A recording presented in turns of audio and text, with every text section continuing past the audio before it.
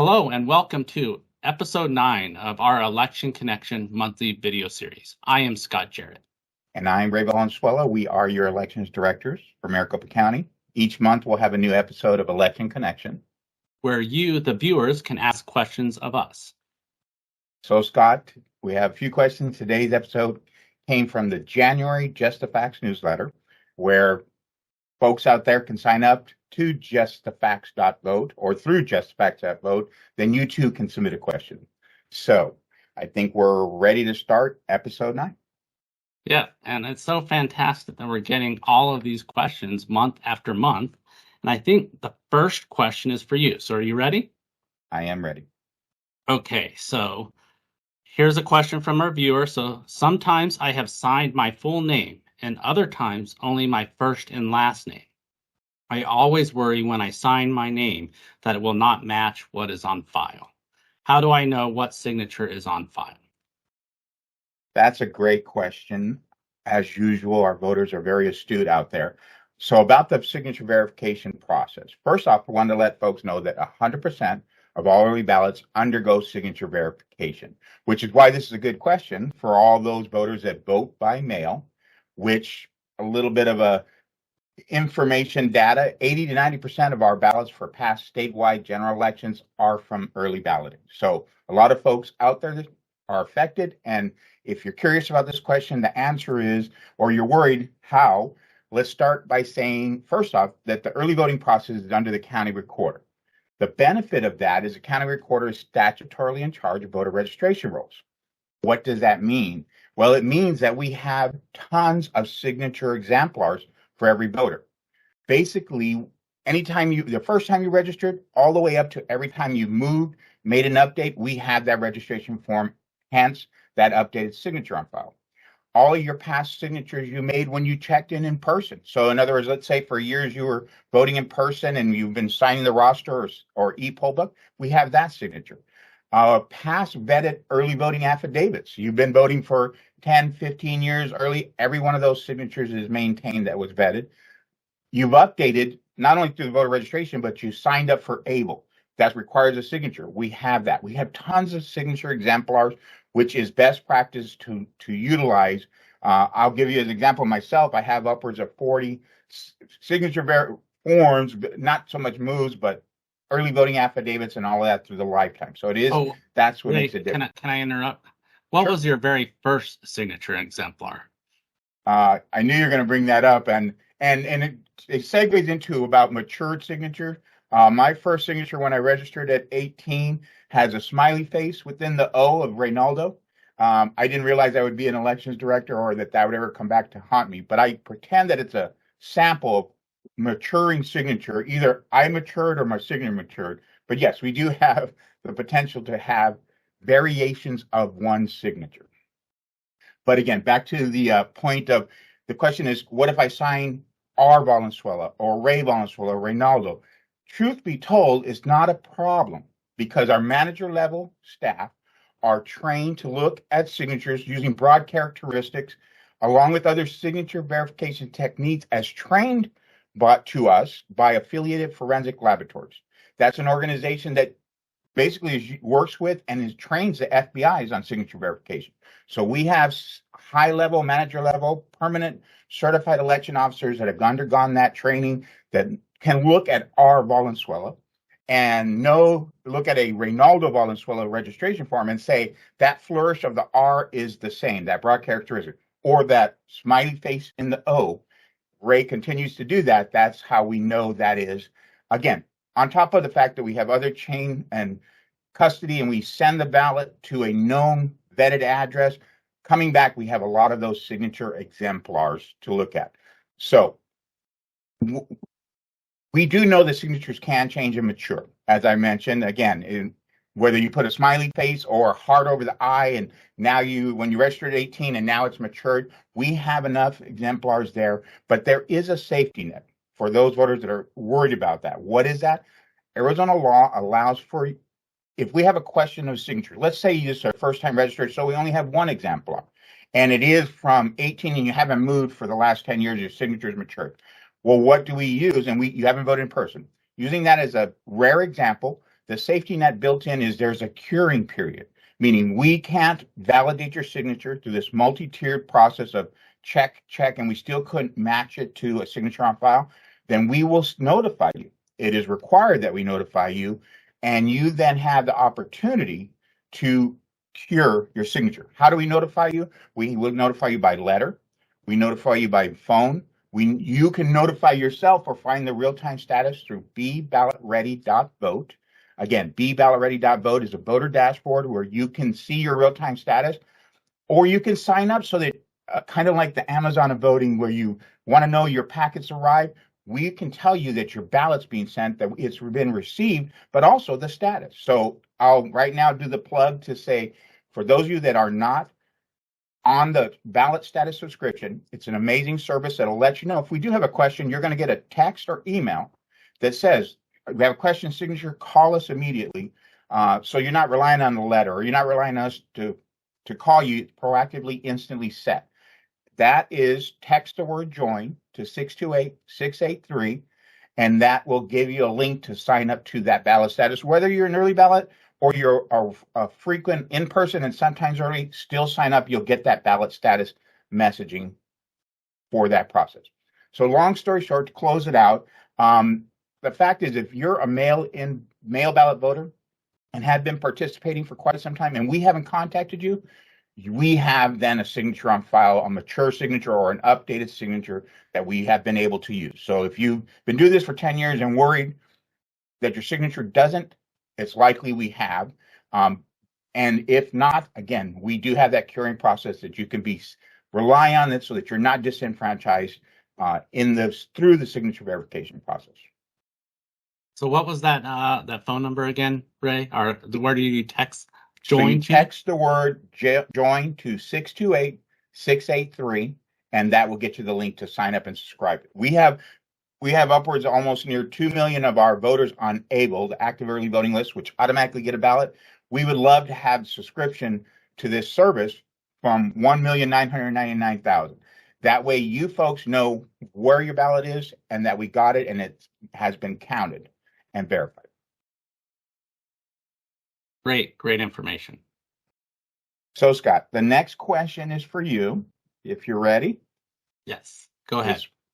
Why? And it's fairly long, but I'm sure you have an answer for it. So why not begin verifying signatures and counting ballots when they come in instead of waiting until election day?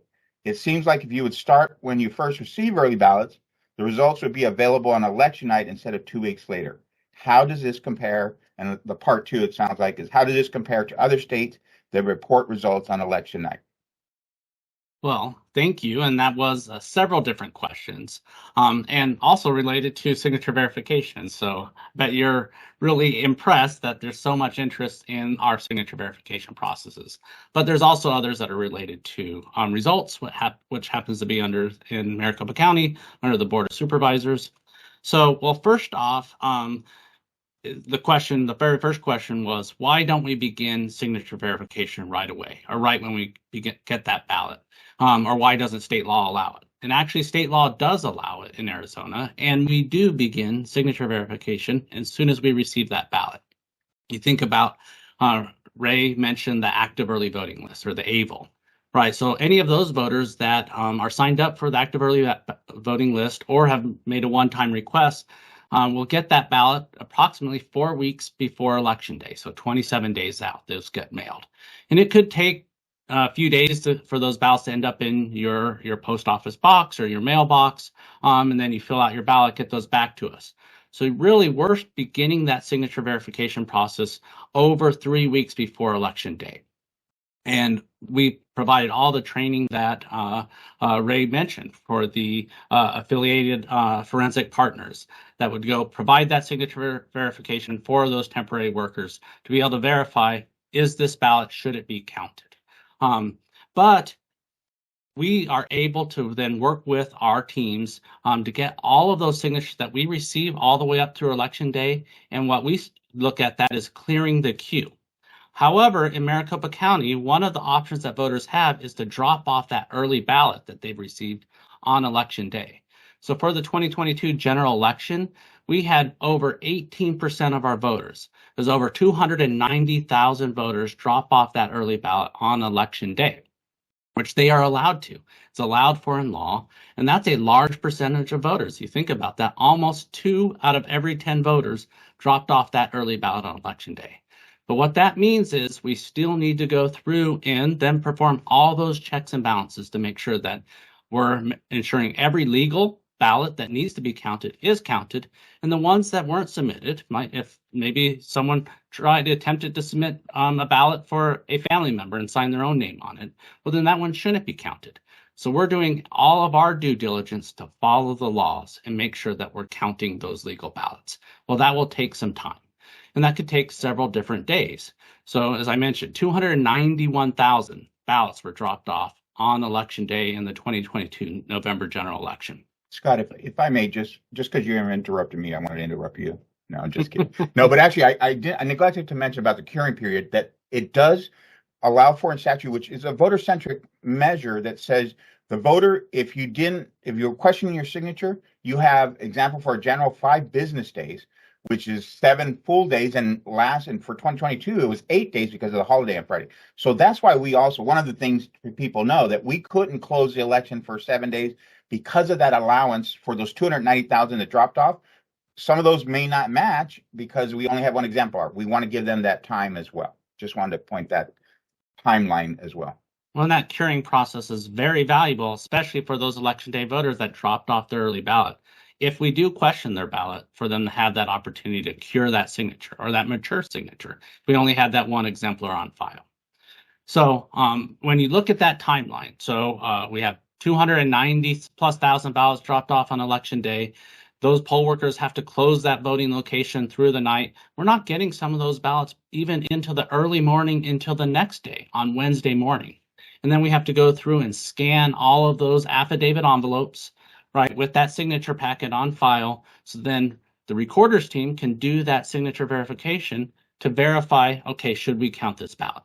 Then it's got to go to a human bipartisan processing board, a Republican and a Democrat, sitting next to each other, removing that ballot from that affidavit envelope, creating that secret ballot, which is a constitutional right in Arizona to have that secret ballot. Then it goes to our tabulation team to be tabulated and reported. And then there was part of that question was a reference to other states. And every election administrator in every single jurisdiction takes their role very, very seriously. And there are post-election audits that are occurring.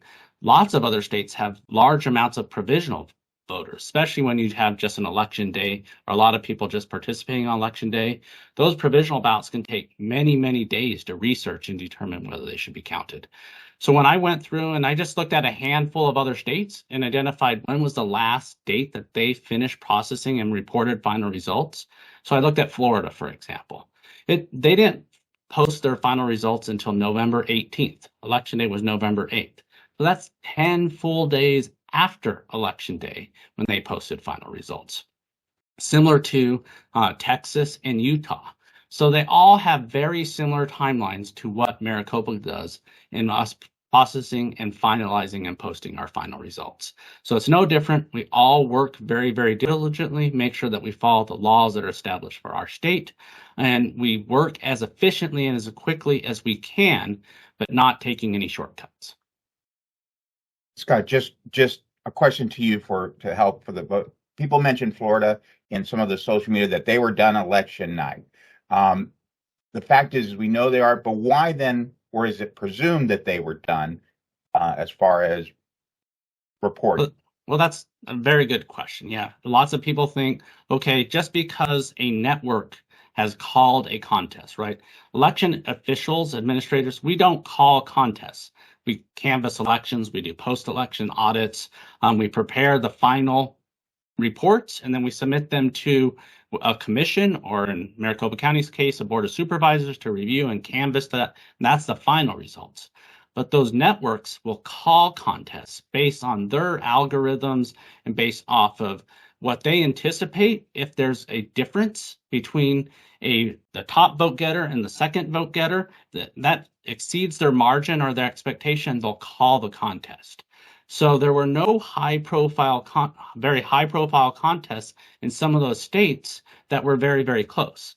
Like in Arizona, we had our governor's contest that was separated by just over 0.5%. Right? We had an attorney general's contest that was only separated by a few hundred votes. And it takes time to make sure that we're counting every single one of those votes as they come in, that we're performing that signature verification. So it can take time. In those other states, if they had that high profile contest, it would have taken them just as long as it took us. So basically, because Florida had such a high margin, wide margin between some of the elected, and they called that election, but it really wasn't done being tabulated. It's just that the spread was 100,000 difference versus 0.5%. So again, just it's good information. That's so correct. With that, I thank you for tuning in, and don't forget to submit your questions in the Just the Facts newsletter next month, where we'll answer more election questions that matter to you the most. Thank you. Thank you.